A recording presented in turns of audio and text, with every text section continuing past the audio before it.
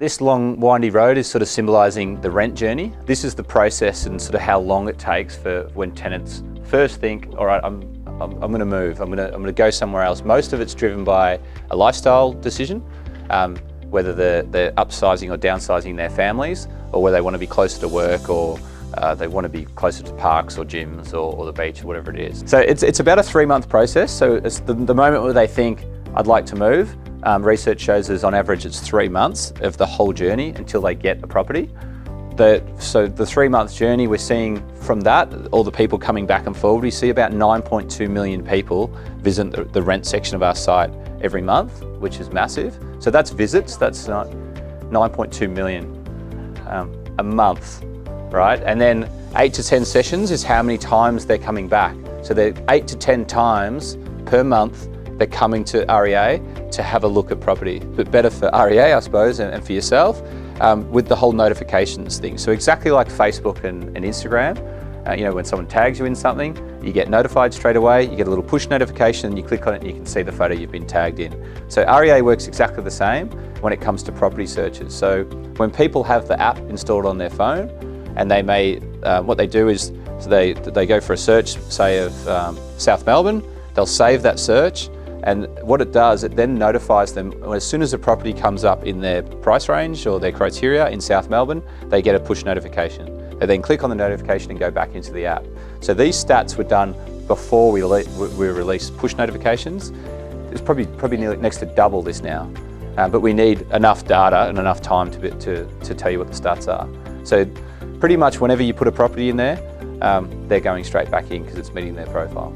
Whenever you change a price, put an open for inspection time, or change the copy, they get another notification.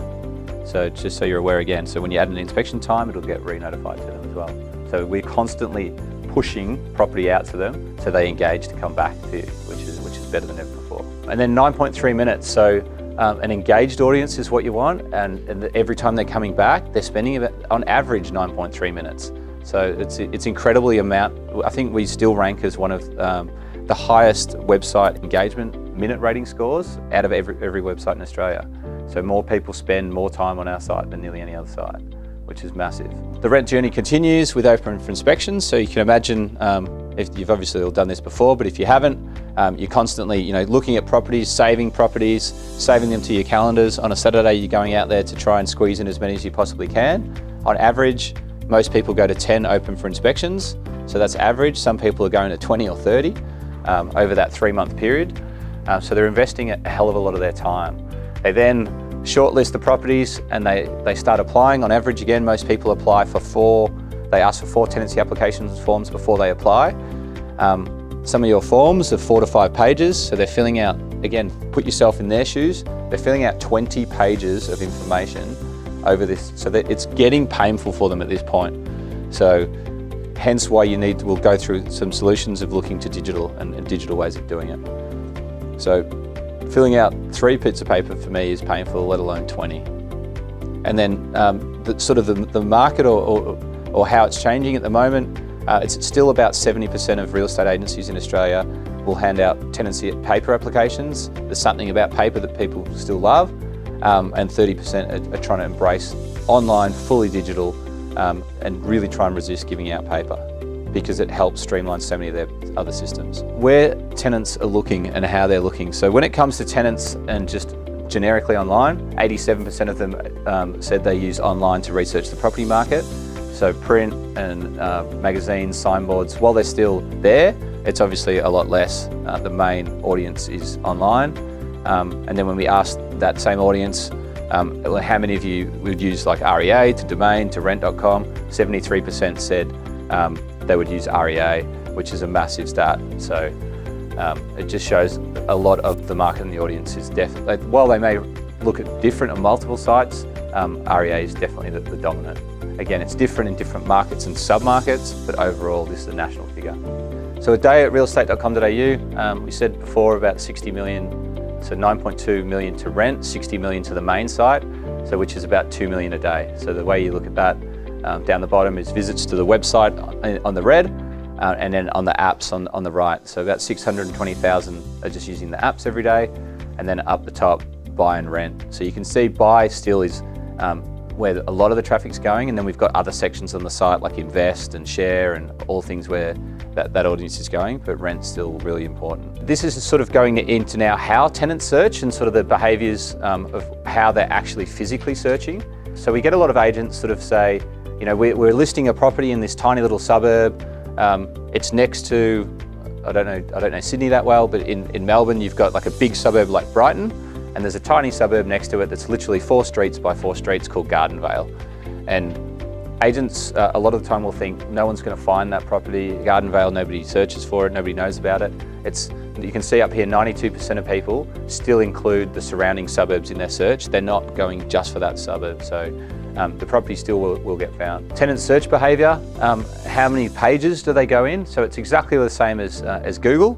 When you're searching for a hotel or a holiday or whatever it is, you very, very rarely go to the very bottom of the page of Google, and you know how you've got the G and then about 40 O's.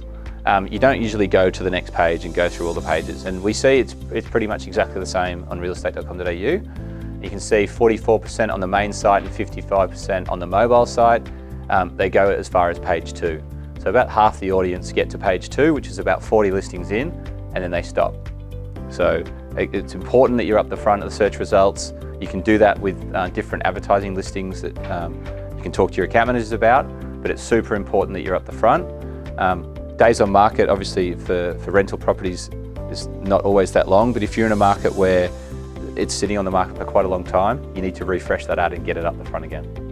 So tenants come from different devices, so we look at this for each segment of the website. So you can see when it comes to tenants or people looking to rent a property, it's mobile is king.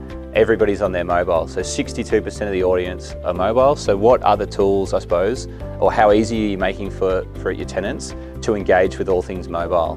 So we'll go through this in a few more minutes. There's a few more solutions for mobile, but you need to think mobile at your business.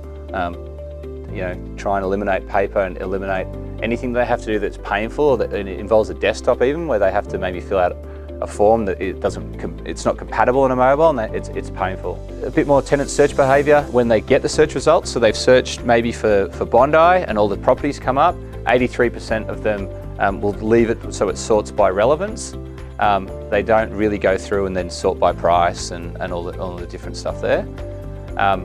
38% then refine the search by price later on down the track, and then 22% refine by property type. So they're sort of casting the net quite wide first. So they're not saying I want an apartment or a house. They're kind of going, let's see what I can get in Bondi and the surrounding suburbs, and then they go through and shortlist. But they keep it open first, which is interesting.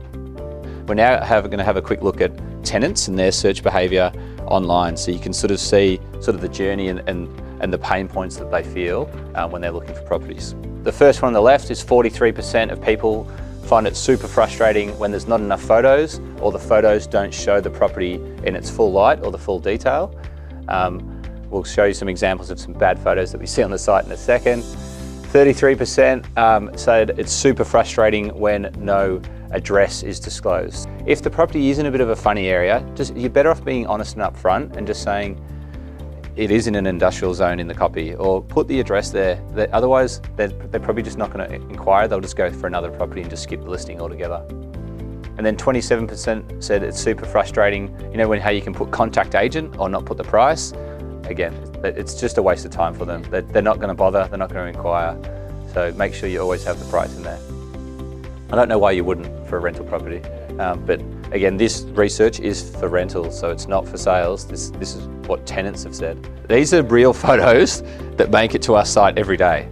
So this one, you can see it doesn't show the property very well at all. You've got a car in the driveway, you've got bins out the front. Like you need to sometimes just do that really quick sense check and just make sure, is that a good photo? No, it's not. What am I doing? This one here, it's got a skip and a toilet. I know, you wouldn't let it get away. It's saying it's got two bathrooms. It's actually got 3 because it's got another toilet in the driveway. So it's actually incorrect. Yeah. So again, just a really, really bad photo for the main image. I suppose, like linking it back to before, how they're doing that digital interview of you online. Landlords are going to check out the listings that you've got and your photos. If you've got photos that look anything like this, guess what? They're going to go, that agency takes no care, they don't have attention to detail. Are they going to do this with my property? They probably are. I'm not even going to bother picking up the phone or inquiring. So your photos and how your listings look are super, super important. It's like yourself, when you go to a job interview or whatever it is, it's about your brand and how you're looking online and how you dress. Another one, see on the right, this is their only photo. Like a gym membership for $650 a week, are you kidding me?